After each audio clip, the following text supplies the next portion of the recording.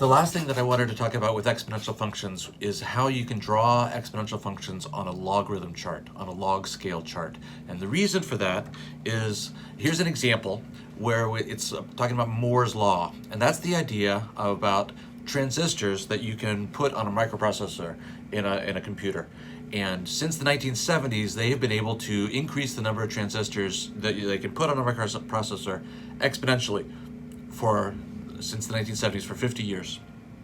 And the idea is, in the 1970s, it started off where they could just put a few thousand on a transistor. But by the 1980s, they could do several tens of thousands. By 1990, they could do about 1 million.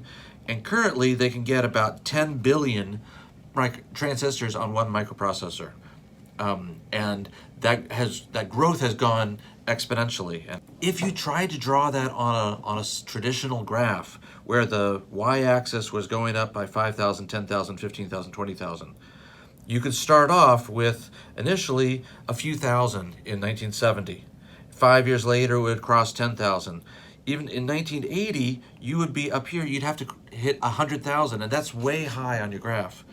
Let alone in 1990, when x is 20, your y value has to be 1 million.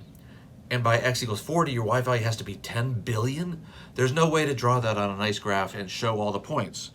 So instead of a traditional y-axis where you have going up by a constant amount each time, you have a new y-axis where you're going up by multiplying by 10 each time. Multiply by 10, multiply by 10.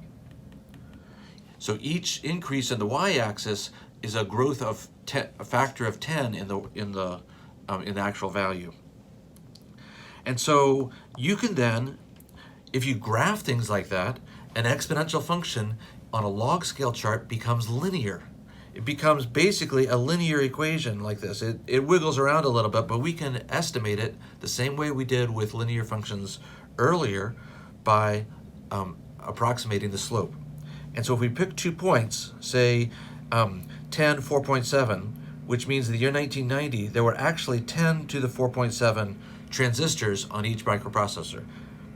10 to the 4th is 10,000, 10 to the 5th is 100,000. So it's in the tens of thousands of microprocessors. Then we could look at another point, say out here at 40, where the y value is 9.5. That means the number of processors is 10 to the 9.5, which is between 1 billion and 10 billion, so maybe 4 or 5 billion processors. And so you can look at the slope between those 2 points, and you have the rise is, it went up 4.8, but that's 4.8 as an exponent of 10. So that's 4.8 factors of 10. So more than 10 to the 4th, which is 10,000, more than 10,000 times as many processors. But that took, what's the run? The run is 30 years. And so you can do a traditional slope equation, but in this case, the y values are the exponents of the number of processors. And so it went up by 4.8 over 30 years. So that's 0.16 factors of 10 every year. And so that means that you're multiplying by 10 to the 1.6 every year. That's your growth factor, your annual growth factor for this. And so you can draw that, or you can figure that out on a calculator. 10 to the 1.6 is 1.44, so you're increasing at 44% every year. And so that's how we've described exponential functions, where they're increasing by 1% each year or increasing by some growth factor each year. And that lets you write down an equation where you have the initial value, say was 1,000 processors in 1970, and every year you multiply by 1.44. And so that can give you a graph or an equation to answer whatever questions you have. But you can take the slope on a log scale chart to find this annual growth factor. Another way you can think about it is look at 2 nice points. And by nice, I mean these, where it crosses a power of 10, right? So how long did it take for the growth to increase tenfold from 100,000 to 1 million? Well, in this case, it took 6 years. So the annual growth factor, b, raised to the 6th is 10. b times b times b times b times b 6 times is going to be equal to 10.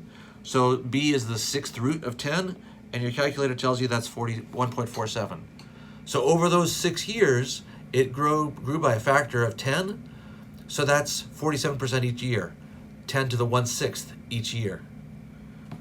You can pick a different set of nice points, and it went from 10 million to 100 million between 1995 and 2003, approximately. So that took 8 years for it to grow by a factor of 10.